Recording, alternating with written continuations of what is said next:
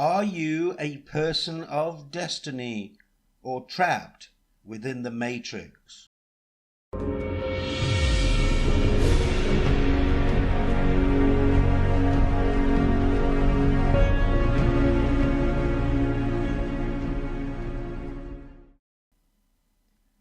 We all have great potential as individuals, if only we were free enough to explore our own uniqueness to a point at which our true spiritual destiny can be fulfilled.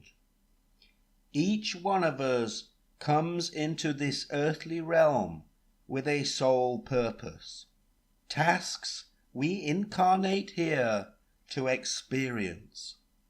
To fulfill our sole purpose or life's destiny, we need to live in a relatively free and tolerant environment, unmolested, allowing us to explore and navigate our own journey and unique path towards enlightenment. America's promise.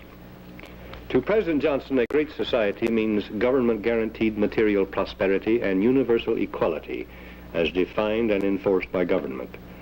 To the American Founding Fathers, a great society meant a political system which left people free to follow their own destinies with God's help. Not a nation devoted to the ideal of the common man, but a place where a man could become uncommon, without a government to harass him and hold him down to a common level. America was founded and built into the greatest nation of all times by men who established a constitutional system of limited government to guarantee personal freedom, by men who, firm in their faith in God, spoke with divine authority when they said to their own government, "Thou shalt not abridge these freedoms which God has given us. Government shall not." That was the promise of America. The promise of America is obvious to anyone who knows her early history, knows enough about the Founding Fathers to understand their lives and their ideals. But the teeming millions from Europe who glutted our eastern ports of entry and pushed across the continent to the Pacific in the 19th century, they, for the most part, were ignorant of the details of American history. What was the promise of America to them? A promise of fertile land, cheap and abundant? A promise of great deposits of natural resources? A promise of good climate? There have always been other places with greater natural resources, with climate as good or better, and with land more fertile and plentiful than in the United States of America. Those American pioneers who pushed through gaps in the mountains, driving westward with blue vistas of hope and adventure in their eyes, were they in quest of social security or some kind of government-guaranteed existence? Were they yearning for the fat and easy life? Were they bound for the land of the common man? Most of them were common men in the general evaluation of the world. Most of them were poor and would have welcomed abundance. They all were human and would have been glad to be spared hardship and arduous labor. But these were not the things they sought in the New World. They expected and they encountered more hardship and harsh toil in the raw American wilderness than they had left behind in Europe. They were looking for a place where a common man could, God willing, become uncommon, where a man could become whatever his vision, his faith, his energy, his intellect, and his manhood combined to make him, without a government to harass him and hold him down to a common level for the benefit of the general welfare. In short, the promise of America was freedom. As the Matrix, an artificially constructed reality, intensifies its grip over us, limiting our options, we are fast losing the ability to forge our own unique paths towards independence.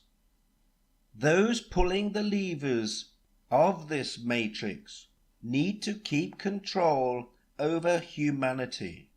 To do this, they target independence and entangle the masses in a perpetual loop of tail chasing, distracting them with trivia, deceptions, and vacuous consumption. To deny people the opportunity to pursue their individual unique destiny, life, liberty, and the pursuit of happiness is essentially opposing nature and the fundamental purpose of divine creation. Most people who support the matrix and all its entangling offshoots are unaware of any alternatives, believing that reality offered to them by those manipulating the matrix is all that there is. They are groomed from an early age to submit to the matrix and to find their role within it, a position which will keep them occupied and distracted from cradle to grave. Very few break free to explore their own unique individual potential. These few put their faith in their spiritual connection to divine consciousness. Underpinned by strong intuition, they ride the winds of change as their destiny is slowly revealed to them. These people stand out. They are people of destiny, providence, shining like a beacon among the masses of empty souls who choose to dedicate their lives serving the matrix. They say the universe gives you what you need, but not necessarily what you want. Needs derive from the subconscious, where emotional fulfillment and a sense of security is required. Wants, on the other hand, are aspects of the materium offered to you by the matrix, tempting the ego and the will via the soul. Through deception and manipulation, those controlling the matrix can stimulate your wants, but not necessarily fulfilling your needs.